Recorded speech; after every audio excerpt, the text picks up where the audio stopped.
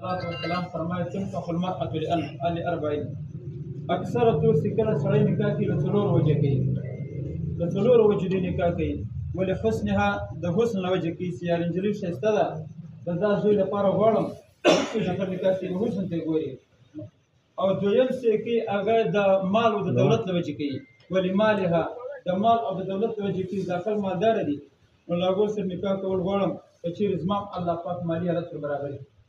او دریم ولحسبها د حسب او د خاندان او د نسب له وجې نکاح ورسره کوي. د دې وجې کې دا خلک درانه خلک دي، ښه خلک دي، عزتمن خلک دي، د دغو خلکو سره زموږ زړه غواړي، په دغه وجې باندې نکاح کول غواړي. او څلورم ولدینها د دینداري له وجې کوي چې دا خلک دینداره دي، دا کور دینداره دی، دا ښه خاندان دی. نو نبي علیه الصلاة والسلام فرمایي فاذکر بذلک الدین، ته په دین باندې خوشحاله شئ، ته و دین ته ګورئ چې په نجلۍ کې څونه قدر دین وي، په هغې ته ګورئ، د هغې په مور پلار کې څونه قدر دین وي، نو ته د هغې و دینداري ته ګورئ. اصل کې قدرمند ورو خبره ور دوه منم نه تکلیف کول زما مقصد دی، صرف د نکاح د اهمیت بیانوم.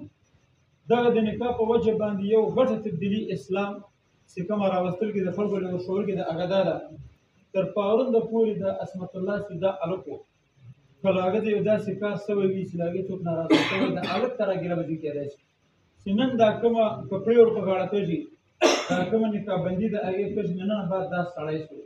د سهاره بعد که هره ذمهواري پر ده باندې راتله د دې ته به ګیله هم د سړي کېږي، او د هغه سره چې کله دی یو چا له دعوت ورکوي نو هغه د سړي په نظر ورته کېږي.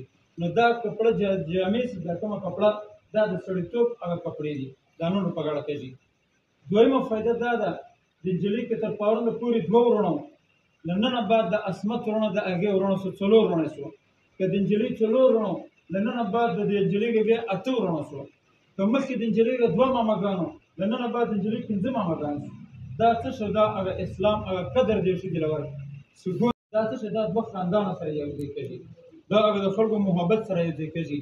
نو د نکاح ګټه فایده او دغه شی دی چې لوی لوی ناولده خاندانونه دا سره واقف سي، نو دا په غم او په خوشحالي کې یو له بل سره شریک سي، او د دې دا کوم تعلقات دي دغه تعلقات هغه فراق سي. نو الله تعالی دې پر دې څو خبرو باندې د عمل کولو توفیق راکړي. د نکاح چې دا کوم اهمیت په هغې باندې ما مختصر خبره وکړه. هسې که زموږ انتظار هم ته د ګواهانو پورې چې ګواهان ما دې راسي په دې کټیه کې به موږ ما ځان خبره وکړو.